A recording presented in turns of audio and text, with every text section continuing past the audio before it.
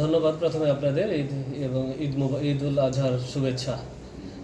আপনারা জানেন যে গত 10 তারিখ দিবাগত রাত আমাদের দুজন গার্মেন্টস কর্মী যাদের বাড়ি রংপুর জেলার মিঠাপুকুর থানায়, তারা রাত্রিবেলা ওই রংপুর থেকে রওনা দিয়ে তাদের কর্মস্থল আশুলিয়ার উদ্দেশ্যে আসে এবং রাত প্রায় 3টা 15 মিনিটে তারা আমাদের বাইপাল এলাকায় নেমে তারা তাদের যে বাড়ি যেখানে তারা থাকে এখানে আশুলিয়া ওইখানের উদ্দেশ্যে রওনা দেয়। প্রতিমধ্যে তাদের ছিনতাইকারী তাদের পথরোধ করে, একজন ছিনতাইকারী পথরোধ করে তার কাছ থেকে যে মাল, তার যে মোবাইল ফোন, তার স্ত্রীর কাছ থেকে মূলত মোবাইল ফোনটি নিয়ে যায়।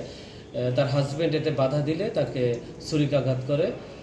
পরবর্তীতে তার হাজব্যান্ডকে পলাশবাড়ি হাসির দিকে তার হাজব্যান্ড খোকন মিয়া 28 বছর বয়স, উনি মৃত্যুবরণ করে।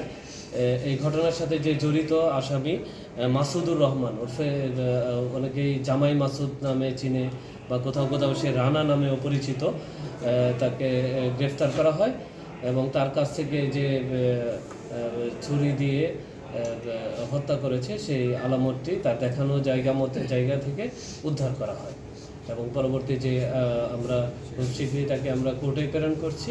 পরবর্তী আইনগত যে কোর্টের ব্যবস্থা, ওই ব্যবস্থা গ্রহণ করা হবে।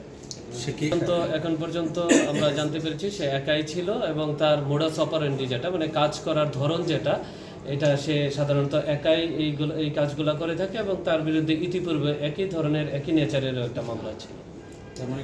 ছিনতাইকারী বলা যায় এবং ছিনতাই করতে কেউ যদি বাধা দেয় সেক্ষেত্রে স্টেপ করারও তার মোডাস অপারেন্ডি যেটা বলে কাজ করার ধরন এরকমই, সে আমাদের কাছে এই ধরনের শিকার। এই অভিযান তো এইভাবে চলমানের বিষয় নেই, যেহেতু সে একাই জড়িত, আমাদের তাকে গ্রেফতার করা হয়েছে। তো গ্রেফতারের ক্ষেত্রে আর যেহেতু এটার সাথে কেউ জড়িত নয় এই বিষয়গুলো নাই, তবে আমাদের তার কাছে যে মোবাইলটি নিয়ে গিয়েছিল এই মোবাইলটা বলেছে একটা জায়গায় বিক্রি করেছে, আমরা টঙ্গীতে বিক্রি করেছে। যেহেতু ঈদ পরবর্তী এই সময় আসলে ওইভাবে এগুলা খোলা নাই, আমরা আমাদের তদন্তের কারণেই আমরা নামটা বলছি না কোথায়। আমরা আশা করছি যে আলামতটা যে মোবাইল নিয়ে গিয়েছিল আমরা খুব শীঘ্রই এই মোবাইলটা উদ্ধার করতে পারবো। ইতিমধ্যে আমাদের যে চাকু দিয়েছে, স্টেপ করেছিল, চাকুটি উদ্ধার করা হয়েছে। যে আসলে পুলিশের মূল কাজ যেটা আছে, যে মূল কাজের মধ্যে সবচেয়ে প্রাইম ওয়ার্ক আমাদের হচ্ছে মানুষের সেফটি এবং সিকিউরিটি। এটা হচ্ছে আমাদের প্রাইম ওয়ার্ক। এটা নিয়ে আমাদের সার্বক্ষণিক আমরা কাজ করে থাকি। আমাদের দিন এবং রাতে যত আমাদের এই আশুলিয়া থানার ফোর্স রয়েছে সবাই রাস্তায় ডিউটি করছে। তার বাহিরেও আমাদের পুলিশ লাইন্স থেকে অতিরিক্ত পুলিশ ফোর্স মোতায়েন করা আছে। আপনারা জানেন যে লক্ষ লক্ষ মানুষ আমাদের উত্তরবঙ্গ এবং দক্ষিণবঙ্গগামী মানুষ এই রাস্তা, দক্ষিণবঙ্গগামী মানুষ আমাদের নবীনগর ইউজ করে, আবার উত্তরবঙ্গগামী মানুষ অধিকাংশ মানুষ এই রাস্তা ব্যবহার করে থাকে। আমাদের এই রাস্তায় নিরাপদ রাখার জন্য আমাদের সব ধরনের ব্যবস্থা গ্রহণ করা হয়েছে। আমাদের থানা পুলিশের পাশাপাশি আমাদের ডিবির সদস্যরাও টহল দিচ্ছে, আমাদের সাদা পোশাকে পুলিশ মোতায়েন করা আছে।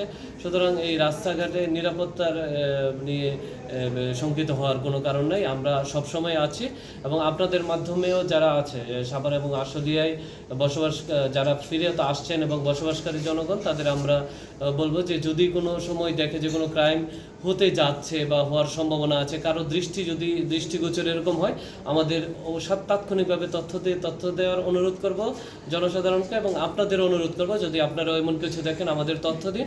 আপনারা যত বেশি তথ্য দিবেন নাগরিকরা তত বেশি নাগরিক সুবিধা পাবে।